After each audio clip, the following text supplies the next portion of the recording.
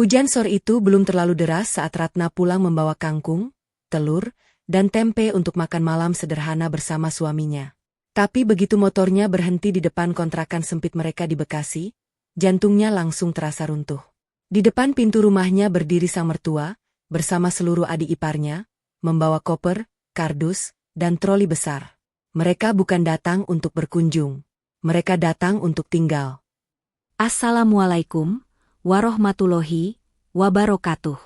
Kisah ini terinspirasi berdasarkan kisah nyata. Nama, tempat dan karakter telah diubah demi menjaga privasi semua pihak. Segala bentuk kesamaan dan kejadian sebenarnya hanya kebetulan semata. Tonton sampai selesai karena sangat menguras emosi. Jangan lupa juga tekan tombol like dan subscribe. Baiklah, begini ceritanya. Sore itu hari Senin, langit Bekasi terasa begitu berat. Mendung sejak siang hingga akhirnya hujan turun rintik-rintik yang membuat jalanan gang sempit kami licin seperti dilumuri minyak. Aku mengendarai motorku dengan hati-hati, sambil menjepit seikat kangkung, beberapa butir telur, dan tempe di antara kaki, belanjaan sederhana yang kurencanakan untuk makan malam spesial bagi Mas Budi agar ia punya tenaga ekstra setelah lelah bekerja di gudang. Namun, begitu aku berbelok ke arah kontrakan petak kami yang hanya seluas 34 meter persegi itu, jantungku seakan merosot ke perut. Di depan pintu rumah yang seharusnya menjadi tempat istirahatku, berdiri kerumunan orang yang sangat kukenali. Ibu Hartini, mertuaku, berdiri tegak mengenakan jas hujan ungu pudar yang sudah kusam. Di sampingnya, Rian dan Dani menggendong ransel besar, sementara Ani memeluk kardus erat-erat dan si bungsu Bimo menarik troli berisi penanak nasi tua serta bungkusan mie instan. Pemandangan itu bukan sekadar kunjungan singkat. Itu adalah penggalan hidup baru yang dipaksakan masuk ke ruang pribadiku. "Ibu, kenapa ibu ada di sini?" Tanyaku dengan suara bergetar, berusaha tetap tenang meski badai emosi mulai berkecamuk di dalam dada.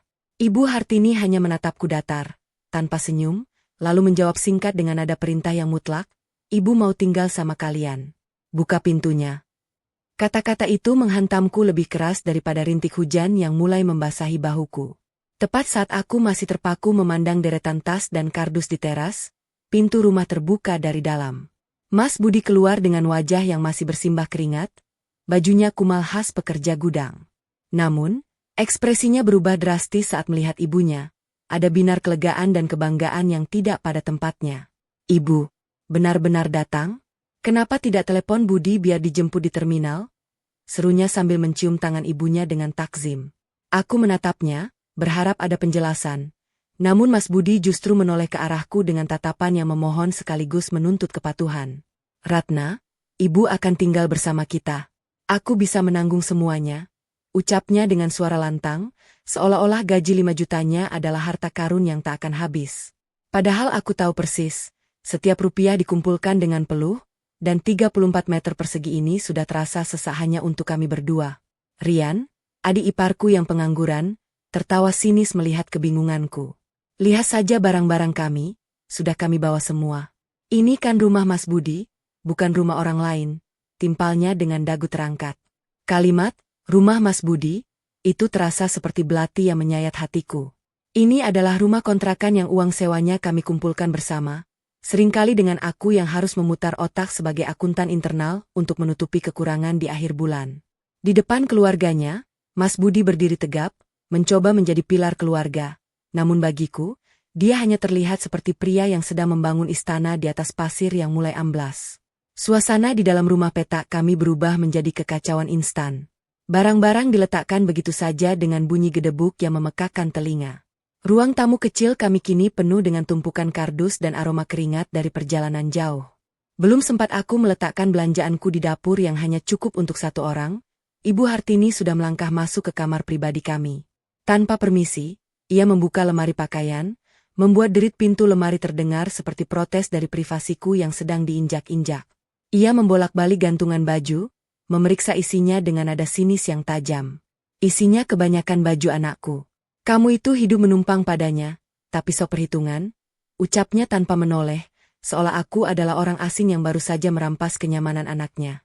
Jantungku berdebar begitu kencang hingga telingaku berdenging. Aku ingin bicara tentang uang sewa yang baru kubayar, tentang tagihan listrik yang membengkak, dan tentang betapa tidak masuk akalnya 7 orang tinggal di sini. Namun, Mas Budi justru berbisik di telingaku. Sayang, sabar ya beberapa hari. Nanti kita bicarakan lagi setelah ibu tenang. Kalimat, sabar, itu terasa seperti racun. Di depanku, Dani sudah melongo ke dapur sambil berdecak. Kalau sempit ya tinggal tambah tikar. Apa susahnya? Sekarang masak sana, kami lapar sekali. Mereka memperlakukanku bukan sebagai pemilik rumah, melainkan sebagai pelayan yang kebetulan ada di sana. Aku menarik napas dalam-dalam, merasakan sesak yang bukan berasal dari sempitnya ruangan, melainkan dari sempitnya hati orang-orang yang kini menguasai rumahku. Ketegangan mencapai puncaknya saat aku mencoba menawarkan jalan tengah. Dengan suara setenang mungkin, meski tanganku gemetar, aku berkata, "Ibu, saya punya usul. Di dekat sini ada kontrakan kosong yang sedikit lebih luas.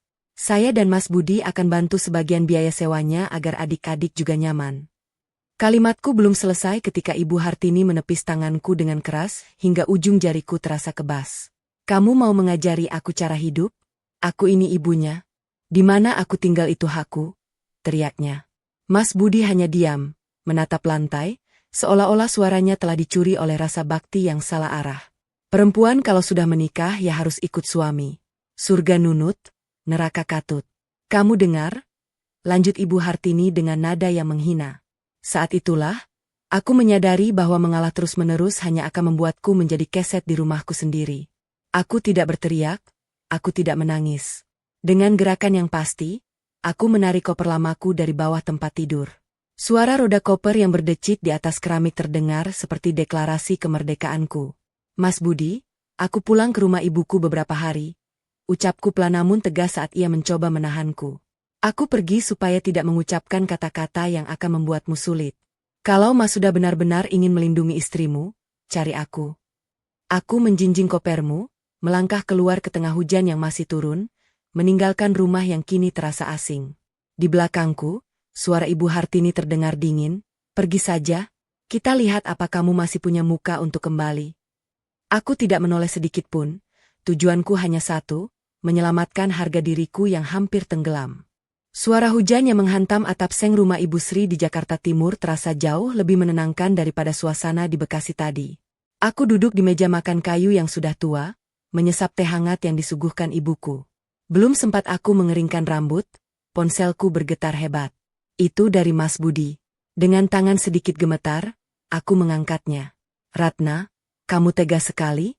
Ibu sedang menangis di ruang tamu, dan adik-adik kelaparan karena tidak ada makanan yang sudah matang. "Kenapa kamu harus pergi saat suasana sedang sulit?" Suaranya terdengar panik dan menyalahkanku, seolah-olah akulah penyebab kerumunan itu datang tiba-tiba. Aku hanya bisa menghela napas panjang, menatap Ibu Sri yang memberikan pandangan menguatkan. Aku tidak menjawab tuntutannya. Aku hanya ingin dia merasakan sendiri bagaimana rasanya mengatur 5 orang tambahan dengan gaji pas-pasan tanpa bantuan manajemenku. Senin pagi di kantor akuntansi tempatku bekerja biasanya tenang. Namun hari ini dadaku terasa sesak setiap kali melihat layar ponsel. Pukul 10 pagi, sebuah nomor yang sangat kukenali muncul. "Ibu Hartini." Begitu aku mengangkatnya, suaranya meledak tanpa basa-basi. "Ratna, jangan pikir kamu bisa lari dari tanggung jawab. Kalau dalam 24 jam kamu tidak pulang dan meminta maaf, ibu sendiri yang akan datang ke kantormu. Ibu akan beritahu bosmu betapa durhakanya menantunya ini sampai membiarkan mertuanya terlantar." Ancaman itu seperti petir di siang bolong. Sebagai akuntan yang sangat menjaga reputasi profesional, ancaman itu adalah teror mental yang nyata. Ibu Hartini tahu persis di mana titik lemahku, dan dia tidak ragu untuk menginjaknya demi memaksaku tunduk kembali ke bawah kakinya. Saat jam istirahat, aku menerima telepon dari Ani, adik ipar yang paling pendiam. Suaranya berbisik, terputus-putus oleh isak tangis.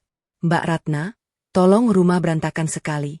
Rian dan Dani bertengkar memperebutkan bantal, dan Bimo menangis terus karena tidak tahan tidur di lantai yang dingin. Ibu sedang marah-marah. Dia membongkar paksa lemari Mbak dan membagikan baju-baju Mbak yang bagus untuk aku pakai. Mas Budi hanya diam saja di teras. Dia terlihat seperti orang linglung."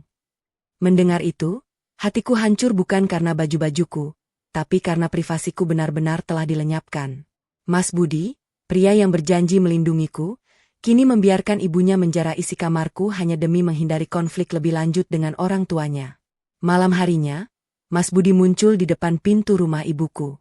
Wajahnya kuyu, bajunya belum diganti sejak kemarin, dan aroma keringat serta keputusasaan menguar darinya.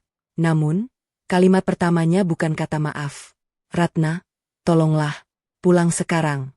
Ibu tidak mau makan kalau kamu tidak ada yang masak. Uang di dompetku sudah habis 500.000 hanya untuk makan sehari mereka semua karena Rian minta ayam goreng terus. Kamu kan yang paling pintar mengatur uang, tolong bantu aku. Aku menatapnya, pria yang dulunya kupikir adalah pelabuhan terakhirku, kini hanya tampak seperti anak kecil yang merengek meminta pengasuhnya kembali. Aku menyadari bahwa 5 juta rupiahnya akan habis dalam seminggu jika pola ini berlanjut, dan dia masih belum paham bahwa masalahnya bukan pada uang atau masakan, melainkan pada ketidaktegasannya sebagai seorang kepala keluarga. Aku menatap Mas Budi dengan pandangan yang kosong. Kalimat, tolong bantu aku, darinya terdengar seperti beban tambahan, bukan sebuah ajakan untuk memperbaiki keadaan. Mas, uang 500.000 habis dalam 1 hari itu bukan karena aku tidak ada di sana untuk mengatur, tapi karena keluargamu tidak tahu diri, ucapku pelan namun menusuk. Mas Budi terperanjat, matanya mencari pembelaan yang tidak ia temukan. Kalau aku pulang sekarang, besok Mas akan memintaku menyerahkan seluruh gajiku untuk menutupi gaya hidup adik-adikmu, kan? Aku tidak akan pulang hanya untuk menjadi keset bagi mereka. Mas Budi hendak memprotes, namun Ibu Sri muncul di belakangku dengan wajah datar, memberikan sinyal bahwa pembicaraan ini selesai. Saat Mas Budi melangkah pergi dengan bahu yang semakin merosot, aku tahu ini hanyalah awal dari perang saraf yang lebih besar. Dia belum sadar bahwa masalahnya bukan kekurangan manajer keuangan, melainkan keberanian untuk berkata, tidak, pada ibunya. Pagi itu di kantor, tanganku terasa dingin saat mengetik laporan bulanan. Konsentrasiku pecah setiap kali mendengar langkah kaki di koridor. Benar saja, baru pukul 9 pagi, resepsionis menelepon mejaku dengan suara yang terdengar canggung. Mbak Ratna, ada keluarga Mbak di bawah. Beliau berteriak-teriak ingin bertemu pimpinan. Jantungku serasa berhenti berdetak. Ibu Hartini tidak menggertak. Ia benar-benar datang membawa badai ke tempat kerjaku, tempat di mana aku membangun harga diri dan profesionalisme selama 5 tahun terakhir. Aku merapikan ponytailku, menarik napas panjang untuk menekan rasa mulas di perut, lalu melangkah menuju lift. Aku tahu, jika aku menunjukkan ketakutan sedikit saja di depan publik, Ibu Hartini akan merasa telah memenangkan segalanya. Lobi kantor yang biasanya elegan kini berubah menjadi panggung drama picisan. Ibu Hartini berdiri di tengah ruangan, mencengkeram bau Bimo yang tampak kebingungan dan ketakutan. Lihat, ini menantu yang kalian puji-puji. Akuntan hebat tapi membiarkan mertuanya terlantar. Teriaknya begitu melihatku keluar dari lift. Rekan-rekan kerjaku mulai melongok dari balik sekat ruangan. Rasanya seperti ditelanjangi di depan umum. Aku menghampirinya dengan langkah tenang, meski di dalam hati aku ingin meledak. Ibu, ini tempat kerja saya. Tolong jaga martabat ibu, bisikku setegas mungkin. Namun, Ibu Hartini justru tertawa melengking, menarik Bimo ke depan. Bimo, bilang sama Mbak Ratna MU yang sombong ini, kamu lapar kan? Kamu tidak punya tempat tidur kan? Bimo mulai terisak, dan aku melihat bosku, Pak Hendra, berdiri di kejauhan dengan kening berkerut. Reputasiku sedang dipertaruhkan di ujung lidah tajam seorang wanita yang merasa memiliki hidupku. Setelah drama di lobi mereda karena aku terpaksa membawa mereka ke kantin belakang, ponselku bergetar. Sebuah pesan suara dari Ani masuk. Aku mendengarkannya di toilet dengan volume paling rendah. Mbak Ratna, maafkan ibu. Tapi Mbak harus tahu rumah di kampung sebenarnya dijual mahal, hampir 1 miliar. Tapi ibu bilang ke Mas Budi hanya laku sedikit dan uangnya habis untuk hutang. Ibu menyimpan uang itu di rekening rahasia karena tidak mau Mbak ikut menikmati. Aku membeku di dalam bilik toilet. Jadi, semua drama, kemiskinan, dan keterlantaran, ini hanyalah sandiwara untuk menindasku dan menguasai Mas Budi sepenuhnya. Ibu Hartini memiliki uang yang cukup untuk membeli apartemen mewah, namun ia memilih untuk berdesakan di rumah 34 meter persegiku hanya demi memuaskan dahaga kekuasaannya. Tanganku mengepal kuat. Sekarang aku punya kartu as untuk mengakhiri permainan ini, tapi aku harus menunggu waktu yang tepat agar Mas Budi melihat sendiri busuknya rencana ibunya. Aku duduk di seberang Ibu Hartini yang sedang menyuap nasi rames dengan lahap di kantin belakang kantor, seolah-olah dia memang belum makan berhari-hari. Di sampingnya, Bimo tertunduk lesu memegang gelas plastik. Mengetahui kebenaran tentang uang 1 miliar itu mengubah segalanya di mataku. Setiap keluhan tentang kemiskinan dan setiap tetes air matanya kini terlihat seperti akting kelas 3 yang menjijikan. Ibu bilang uangnya habis untuk hutang? Tanyaku dengan nada sedatar mungkin, memancing reaksinya. Ibu Hartini berhenti mengunyah sebentar, matanya berkilat waspada sebelum kembali memasang wajah memelas. Kamu tidak tahu betapa beratnya beban ibu, Ratna. Jangan terus menghakimi ibu seolah ibu ini pencuri di rumah anak sendiri. Jawabnya sambil mengusap sudut mata yang kering. Aku hampir saja tertawa getir. Dia benar-benar lihai memainkan peran sebagai martir. Sementara di suatu tempat, sebuah rekening rahasia sedang menggendut dengan uang yang cukup untuk membeli kenyamanan 10 rumah petak kami. Pintu jati ruangan Pak Hendra tertutup rapat, meredam suara hiruk-pikuk kantor di luar. Bosku itu menatapku dari balik kacamata peraknya dengan ekspresi yang sulit dibaca. Ratna, kamu adalah salah satu akuntan terbaik kami. Tapi kejadian di lobi tadi, itu sangat tidak profesional. Klien kita tadi melihat semuanya. Ucapnya dengan suara berat yang membuat jantungku mencelos. Aku berdiri dengan tangan bertaut di depan, berusaha menahan getaran di lututku. Saya minta maaf yang sebesar-besarnya, Pak. Saya akan segera menyelesaikannya secara pribadi, jawabku. Pak Hendra menghela napas panjang, lalu menyandarkan punggungnya ke kursi kulit. Selesaikan hari ini juga, Ratna. Saya tidak ingin kehidupan pribadimu menjadi liabilitas bagi perusahaan ini. Kamu tahu betapa ketatnya persaingan sekarang. Keluar dari ruangan itu, kepalaku berdenyut hebat. Ibu Hartini tidak hanya menyerang rumahku, dia mulai menghancurkan fondasi masa depanku. Namun, kemarahan yang kini membara di dadaku justru membuatku semakin yakin bahwa kebenaran harus segera diledakkan. Aku bersembunyi di dalam bilik toilet kantor yang sempit, jemariku bergerak cepat di atas layar ponsel yang terang. Aku harus bertindak sebelum Ibu Hartini melangkah lebih jauh. Ani, Mbak butuh foto buku tabungan atau dokumen apapun yang menyebutkan angka itu. Tolong, ini demi menyelamatkan Mas Budi juga. Ketikku dengan napas tertahan. Beberapa menit terasa seperti berjam-jam sampai sebuah balasan muncul. Mbak, ibu selalu mengalungkan kunci lemari kecilnya di leher. Aku akan coba saat ibu mandi sore nanti. Tapi Mbak harus janji, jangan bilang ini dari aku. Ibu bisa membunuhku kalau tahu. Aku memejamkan mata sejenak, merasakan beban berat yang kini kupikulkan ke bau Ani yang masih sangat muda. Tapi tidak ada jalan lain. Mas Budi tidak akan pernah percaya hanya dengan kata-kataku saja. Dia butuh bukti otentik untuk meruntuhkan tembok bakti butanya. Saat aku keluar dari toilet dan melihat bayanganku di cermin, aku tidak lagi melihat menantu yang lemah. Aku melihat seorang wanita yang siap membakar jembatan demi mendapatkan kembali martabatnya. Aku menuntun Ibu Hartini keluar dari area kantin menuju gerbang depan kantor dengan langkah yang diatur sedemikian rupa agar tidak terlihat seperti pengusiran. Setiap pasang mata rekan kerjaku terasa seperti jarum yang menusuk punggung. Ibu pulanglah dulu ke Bekasi. Saya sudah pesankan taksi online. Tidak baik Bimo terus-menerus diajak ke sana kemari di bawah terik matahari. Ucapku dengan nada yang sangat datar, mencoba meredam emosiku yang mendidih. Ibu Hartini mendengus, melipat tangannya di dada dengan angkuh. Bagus kalau kamu sadar. Ibu tunggu di rumah. Jangan lupa bawa uang belanja tambahan. Stok mie instan sudah mau habis karena Rian dan Dani makannya banyak, perintahnya tanpa rasa bersalah. Aku hanya terdiam, menatap pintu taksi yang tertutup, sementara pikiranku tertuju pada rahasia 1 miliar yang kini menjadi senjataku. Aku harus bersikap normal sampai bukti itu benar-benar ada di genggamanku. Duduk di bangku taman yang sepi, aku menunggu dengan jantung yang berdegup kencang hingga ponselku bergetar pendek. Notifikasi WhatsApp dari Ani muncul tanpa teks, hanya sebuah gambar yang terunggah perlahan. Begitu gambar itu terbuka sempurna, napas daku tercekat. Itu adalah foto buku tabungan atas nama Hartini dengan saldo akhir sebesar 985 juta rupiah. Tanggal cetaknya baru 3 hari yang lalu. Mataku memanas, bukan karena sedih, tapi karena amarah yang luar biasa hebat. Di saat aku dan Mas Budi harus menghemat uang makan demi membayar kontrakan sempit itu, mertuaku sedang mendekap kekayaan yang bisa membeli 10 rumah petak kami. Bukti ini lebih dari sekadar angka.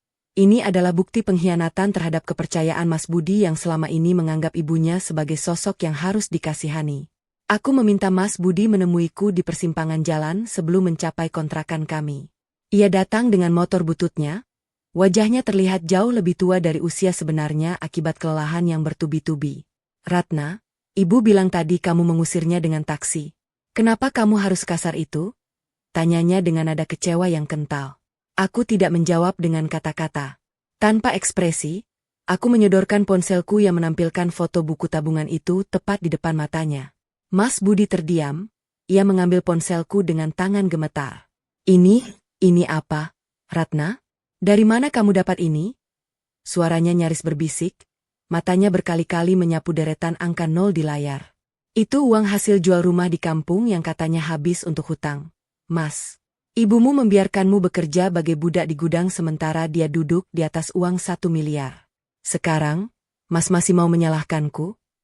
Begitu kami melangkah masuk rumah petak yang sesak itu, aroma minyak goreng dan suara televisi yang keras menyambut kami. Ibu Hartini duduk di atas kasur satu-satunya di ruang tengah, sementara Rian dan Dani asyik merokok di teras depan.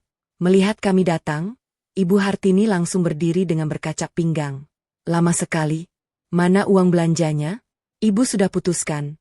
Mulai bulan depan, kartu ATM MU dan Mas Budi harus ibu yang pegang. Biar ibu yang atur pengeluarannya supaya cukup untuk kita bertujuh. Ucapnya dengan nada tanpa bantahan. Mas Budi hanya berdiri terpaku di sampingku. Tangannya masih mengepal di dalam saku celana, menggenggam kebenaran yang baru saja ia ketahui. Aku menatap Ibu Hartini dengan tatapan yang kini penuh dengan keberanian baru. Ibu mau pegang kartu ATM kami agar ibu bisa menambah saldo di rekening rahasia ibu yang isinya 1 miliar itu? Tanyaku dengan suara yang tenang namun mengguncang seisi ruangan. Keheningan yang mencekam menyelimuti ruangan sempit itu, hanya deru kipas angin tua yang terdengar. Ibu Hartini mematung. Wajahnya yang tadi penuh keangkuhan mendadak pucat pasi, namun matanya masih memancarkan kilatan amarah yang defensif. Apa kamu bilang? Fitnah apalagi ini, Ratna? Pekiknya dengan suara yang sedikit bergetar, mencoba merebut ponsel dari tangan suamiku. Mas Budi mundur selangkah, menepis tangan ibunya dengan gerakan yang menunjukkan kekecewaan mendalam. Ia menatap layar ponsel itu dengan mata yang mulai berkaca-kaca. Rian dan Dani yang tadi bersantai di teras kini merangsek masuk. Wajah mereka menunjukkan kepanikan yang nyata karena rahasia sumber dana mereka terancam terbongkar. Jangan percaya dia, Mas. Itu pasti editan atau aplikasi palsu. Mbak Ratna cuma mau mengadu domba kita. Teriak Rian sambil menunjuk-nunjuk wajahku dengan beringas. Aku hanya berdiri tegak, membiarkan kebenaran itu bekerja sendiri di dalam dada suamiku yang selama ini buta oleh rasa bakti. Melihat suaminya mulai goyah, Ibu Hartini tiba-tiba terduduk di kasur lantai sambil memegang dadanya, seolah-olah serangan jantung sedang mengintai. Ya Tuhan, Budi, kamu lebih percaya istri yang baru kemarin sore mendampingimu daripada ibu yang melahirkanmu? Ratapnya dengan suara serak yang dibuat-buat sedusedan. Uang itu, kalaupun ada, itu tabungan masa tua agar ibu tidak jadi beban buat kalian. Mas Budi menatapku, mencari kepastian, namun aku segera menyahut dengan suara yang jernih agar seluruh ruangan mendengar. Tabungan masa tua 1 miliar rupiah sementara anakmu kerja rodi di gudang dan kita makan tempe setiap hari. Bu, itu bukan tabungan, itu pengkhianatan. Dani maju selangkah, mencoba mengintimidasi aku dengan postur tubuhnya yang lebih besar. Namun Mas Budi langsung menghalanginya. Cukup, Dani. Biarkan ibu bicara jujur sekarang juga, atau kalian semua angkat kaki malam ini juga. Seru Mas Budi, suaranya menggelegar menembus atap seng kontrakan kami. Rian tertawa sinis, mencoba menutupi kegugupannya dengan agresi verbal yang kasar. Oalah, jadi ini rencana Mbak Ratna? Mau menguasai uang ibu? Makanya Mbak pura-pura kabur ke Jakarta Timur biar Mas Budi merasa bersalah. Lalu Mbak datang bawa bukti sampah ini untuk memecah belah kami. Aku menatap Rian dengan tatapan kosong, merasa kasihan melihat betapa kerasnya mereka berusaha mempertahankan kebohongan. Di sudut ruangan, Ani mulai menangis ketakutan sambil memeluk Bimo yang gemetar melihat keributan ini. Mas Budi memandang sekeliling rumahnya yang kini terasa seperti medan perang. Harga dirinya sebagai kepala keluarga yang selama ini ia banggakan hancur berkeping-keping di depan matanya sendiri. Aku tidak butuh uang itu, Rian. Aku hanya butuh kejujuran, ucap Mas Budi pelan. Namun nadanya mengandung keputusasaan yang begitu berat hingga membuatku ingin memeluknya, meski luka di hatiku sendiri belum sembuh. Mas Budi melangkah mendekati ibunya yang masih bersandiwara sakit, lalu ia berlutut namun bukan untuk memohon, melainkan untuk menuntut jawaban terakhir. Bu, tunjukkan buku tabungan itu sekarang. Kalau ibu jujur, kita cari kontrakan yang layak untuk ibu dan adik-adik pakai uang itu. Tapi kalau ibu tetap bohong, Budi tidak akan lagi mengirim uang sepeser pun ke kampung atau membiayai siapapun di sini, tegasnya. Ibu Hartini terdiam seketika, isak tangisnya berhenti seperti keran yang ditutup paksa. Ia menatap Mas Budi dengan pandangan yang kini penuh dengan kebencian, menyadari bahwa putra kesayangannya tidak lagi bisa dikendalikan. Aku tahu ini adalah momen krusial yang akan menentukan masa depan pernikahan kami. Namun di saat yang sama, aku melihat Dani diam-diam merogoh kantong ranselnya. Ekspresinya berubah menjadi gelap dan penuh ancaman seolah ada sesuatu yang ia sembunyikan selain rahasia uang tersebut. Ketegangan meledak menjadi gerakan fisik yang kacau. Dani tiba-tiba menerjang ke arahku, tangannya menjulur beringas ingin merampas ponsel yang masih menampilkan bukti saldo 1 miliar itu. Sini ponselnya. Kamu cuma mau menghancurkan keluarga kami, teriaknya kalap. Aku tersentak mundur hingga punggungku menabrak dinding triplek yang tipis. Namun sebelum tangan Dani menyentuhku, Mas Budi sudah lebih dulu mencengkeram kerah baju adiknya. Dengan satu sentakan kuat, Mas Budi menghempaskan Dani ke lantai hingga tumpukan kardus di pojok ruangan ambruk menimpa pria itu. Jangan sekali-kali menyentuh istriku, Dani, raung Mas Budi, suaranya bergetar antara amarah dan luka yang dalam. Ruang tamu yang hanya seluas beberapa langkah itu kini terasa seperti arena gladiator di mana setiap napas terasa menyesakkan karena emosi yang meluap-luap. Ibu Hartini tiba-tiba berdiri tegak. Tidak ada lagi jejak napas tersengal atau tangan yang memegang dada. Wajahnya berubah menjadi topeng besi yang dingin saat ia menatap Mas Budi dengan kebencian yang murni. Iya, uang itu ada. Jadi kenapa? Tantangnya dengan suara melengking yang membelah keheningan. Itu uang hasil jerih payah bapakmu, dan aku tidak sudi membaginya dengan perempuan asing ini. Ia menunjuk wajahku dengan jari yang gemetar. Aku menyimpan uang itu karena aku tahu, kalau kamu tahu punya uang sebanyak itu, kamu pasti akan membelikan rumah mewah untuk istrimu dan melupakan ibumu yang sudah melahirkanmu. Aku berhak menyimpan rahasia demi masa depan adik-adikmu. Mas Budi terperangah, air matanya kini benar-benar jatuh melihat ibunya yang lebih memedulikan tumpukan angka di bank daripada penderitaan anaknya yang bekerja bagai budak. Suara keributan kami rupanya mulai menarik perhatian tetangga. Aku bisa mendengar bisikan-bisikan dari balik jendela kaca nako yang kusam. Mas Budi menarik napas panjang. Ia berdiri di depanku seolah-olah aku adalah satu-satunya hal berharga yang tersisa di dunia ini. Ibu, Rian, Dani, bawa barang-barang kalian sekarang juga. Malam ini kalian tidur di hotel atau dimanapun terserah kalian, pakai uang 1 miliar itu. Ucapnya dengan nada yang sangat tenang namun tidak bisa dibantah. Rian tertawa histeris, seolah-olah kakaknya sudah gila. Mas mau mengusir ibu kandung sendiri? Mas mau jadi maling kundang? Namun, Mas Budi tidak bergeming. Ia melangkah ke pintu depan, membukanya lebar-lebar, memperlihatkan kerumunan tetangga yang mulai menonton drama kami. Kalau kalian tidak keluar sekarang, aku akan berteriak minta tolong warga bahwa ada orang asing yang masuk tanpa izin ke rumahku. Silakan pilih, pergi dengan tenang atau pergi dengan malu. Pintu depan akhirnya tertutup rapat, mengunci suara gerutu Rian dan isak tangis Bimo di luar gang yang becek. Ruang tamu kami kini terasa luas sekaligus mengerikan dalam kesunyiannya. Mas Budi merosot di balik pintu, menutupi wajahnya dengan kedua telapak tangan yang kasar. Aku berdiri di tengah ruangan, memandang tumpukan sampah mie instan dan puntung rokok yang ditinggalkan Rian dan Dani di pojok lantai. Mas, ini harus dilakukan, bisikku, meski suaraku sendiri terdengar rapuh di telingaku. Mas Budi tidak menjawab, hanya bahunya yang naik turun menunjukkan isak tanpa suara. Kebenaran 1 miliar itu memang membebaskannya dari beban finansial, tapi sekaligus menghancurkan fondasi kepercayaan yang ia miliki terhadap ibunya sendiri. Di luar, aku masih bisa mendengar bisikan tetangga yang belum membubarkan diri, seolah-olah rumah kami adalah tontonan gratis yang belum mencapai babak final. Ponselku yang tergeletak di atas meja dapur tiba-tiba bergetar tanpa henti. Notifikasi dari grup keluarga besar Mas Budi meluap seperti bendungan jebol. Aku menarik napas panjang sebelum membukanya. Foto-foto Ibu Hartini yang sedang duduk di trotoar depan gang, tampak sangat lemah dan menyedihkan, tersebar di sana dengan keterangan yang menyayat hati. Tante Lastri dan kerabat lainnya di kampung mulai menghujani Mas Budi dengan kutukan, malin kundang, dan menuduhku sebagai penghasut yang mencuci otak suamiku demi harta. Mereka tidak tahu tentang 1 miliar itu. Ibu Hartini rupanya telah menyusun narasi baru bahwa aku memalsukan bukti ban tersebut untuk mengusirnya. Ratna, lihat ini. Mas Budi menghampiriku sambil menunjukkan layar ponselnya yang juga penuh dengan pesan kebencian. Tangannya gemetar hebat. Dan aku menyadari bahwa perang ini baru saja berpindah dari fisik ke mental. Pagi itu di kantor, suasana terasa jauh lebih dingin daripada biasanya. Saat aku berjalan melewati meja resepsionis, beberapa rekan kerja berhenti berbisik dan memalingkan muka dengan canggung. Aku baru saja meletakkan tas di meja kerjaku ketika Pak Hendra memanggilku melalui interkom dengan nada suara yang tidak menyisakan ruang untuk tawar-menawar. Begitu aku masuk ke ruangannya, ia menunjukkan layar tabletnya. Sebuah video viral berdurasi 30 detik yang diambil secara sembunyi-sembunyi tadi malam menunjukkan momen Mas Budi mengusir keluarganya keluar rumah. Judulnya provokatif. Anak dan menantu akuntan usir ibu kandung yang sedang sakit. Ratna, ini sudah masuk ke akun gosip lokal dan nama perusahaan kita ikut terseret dalam komentar, ucap Pak Hendra dengan wajah kaku. Jantungku berdegup kencang. Ibu Hartini benar-benar melakukan ancamannya untuk menghancurkan hidupku jika ia tidak bisa menguasainya.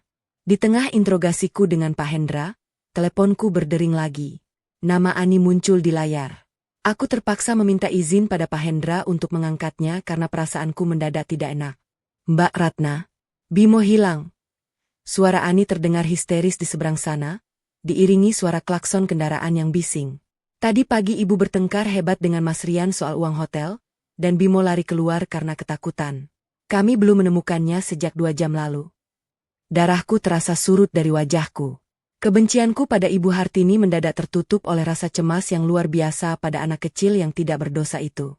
Aku menatap Pak Hendra yang masih menanti penjelasanku. Namun pikiranku sudah melayang pada Bimo yang mungkin tersesat di rimba beton Bekasi tanpa arah. Masalah 1 miliar itu kini terasa tidak berarti dibandingkan dengan nyawa seorang anak yang menjadi korban ego orang dewasa. Tanpa mempedulikan tatapan tajam Pak Hendra yang masih berdiri di depanku, aku menyambar tas kantor dan mematikan monitor komputer dengan kasar. Pak, nyawa seorang anak lebih berharga daripada reputasi perusahaan saat ini. Saya harus pergi, ucapku dengan nada yang tidak menerima bantahan. Pak Hendra hanya mendengus, namun aku sudah melangkah keluar ruangan, mengabaikan bisik-bisik rekan kantor yang mulai menyebar seperti api di rumput kering. Di dalam lift, jantungku berdegup kencang bukan karena takut kehilangan pekerjaan, melainkan karena membayangkan Bimo yang sendirian di jalanan Bekasi yang beringas. Aku segera menelepon Mas Budi, memerintahkannya untuk bertemu di titik terakhir Bimo terlihat, sementara tanganku gemetar hebat saat menekan tombol lobi. Udara Bekasi siang itu terasa seperti membakar kulit, bercampur dengan asap knalpot yang menyesakkan dada. Aku menemukan Mas Budi berdiri di dekat pangkalan ojek dengan wajah yang benar-benar pucat, matanya liar mencari ke segala arah. Ratna, aku sudah keliling terminal, tapi tidak ada. Ibu terus-menerus menyalahkan aku lewat telepon, katanya ini karena aku mengusir mereka, teriaknya penuh frustrasi. Aku mencengkeram lengannya kuat kali, memaksa pria itu untuk fokus. Mas, berhenti mendengarkan ibu. Bimo lari karena mereka bertengkar, bukan karena kita. Kita harus cari ke arah taman dekat hotel, dia anak kecil, dia pasti mencari tempat yang tidak berisik. Di tengah hiruk-pikuk klakson, aku melihat Rian dan Dani justru sedang duduk di trotoar sambil merokok. Seolah hilangnya adik bungsu mereka hanyalah gangguan kecil dalam agenda santai mereka. Setelah hampir 2 jam menyisir ganggang sempit, aku melihat ujung sepatu sekolah yang kusam di balik tumpukan ban bekas di sebuah gang buntu. Bimo? Bisikku pelan agar tidak mengejutkannya. Anak itu mendongak. Wajahnya kotor oleh debu dan air mata yang sudah mengering. Begitu melihatku, ia tidak lari, melainkan langsung menghambur ke pelukanku sambil terisak hebat. Mbak Ratna, aku takut. Ibu dan Mas Rian teriak-teriak terus soal uang. Aku tidak mau ikut mereka lagi, rintihnya di balik dadaku. Aku mengelus punggungnya, merasakan tubuh kecil itu bergetar hebat. Namun, ketenangan kami pecah saat suara lengkingan Ibu Hartini terdengar dari ujung gang. Ia datang bersama kerumunan warga, siap mengubah momen haru ini menjadi panggung drama baru untuk menyudutkanku kembali di depan publik. Lihat, menantu pencuci otak ini mencoba menculik anakku setelah mengusir kami. Teriak Ibu Hartini sambil menunjuk-nunjuk wajahku, memancing perhatian warga sekitar yang mulai berbisik curiga. Mas Budi hanya diam membeku, terjepit antara rasa kasihan pada ibunya dan kenyataan di depan matanya. Aku berdiri perlahan, tetap memeluk Bimo yang gemetar, lalu merogoh tas kantorku. Aku mengeluarkan amplop berisi bukti rekening 1 miliar itu dan mengangkatnya tinggi-tinggi. Ibu bilang ibu terlantar dan tidak punya uang untuk Bimo? Lalu apa arti saldo 1 miliar di rekening rahasia ibu ini? Tanyaku dengan suara yang menggema di gang sempit itu.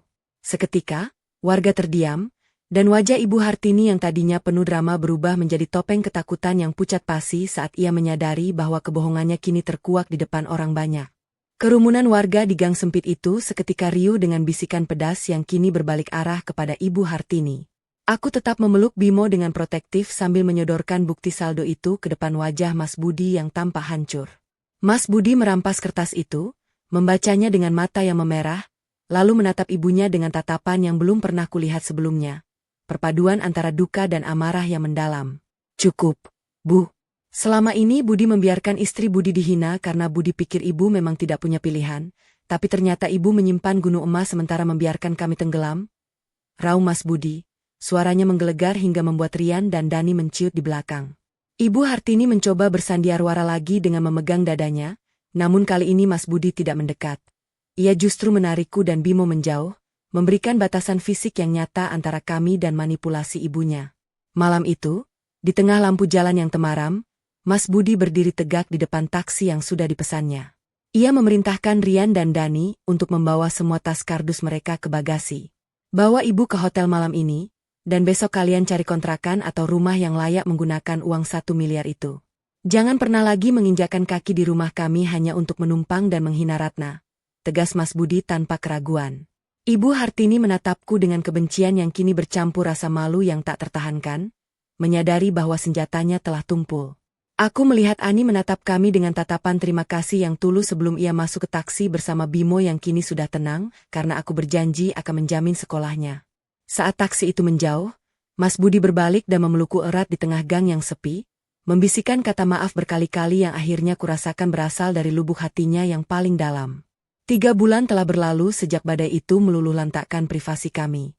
Kini, aku dan Mas Budi telah pindah ke sebuah rumah kontrakan yang sedikit lebih luas dan bersih, jauh dari jangkauan intervensi Ibu Hartini.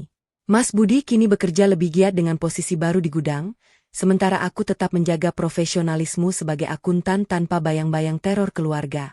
Ibu Hartini akhirnya membeli rumah di pinggiran kota menggunakan uang simpanannya dan dipaksa mendidik Rian serta Dani untuk mandiri karena Mas Budi benar-benar menghentikan aliran dana tambahan. Sore ini, sambil menyeduh teh di teras rumah baru kami, aku menyadari bahwa cinta sejati bukan hanya tentang pengabdian, tetapi juga tentang keberanian untuk menetapkan batasan yang menjaga martabat. Mas Budi duduk di sampingku, menggenggam tanganku erat, dan kami berdua tahu bahwa rumah ini bukan lagi sekadar tempat berteduh, melainkan istana kecil yang kami bangun di atas kejujuran dan harga diri yang takkan lagi bisa diinjak-injak oleh siapapun.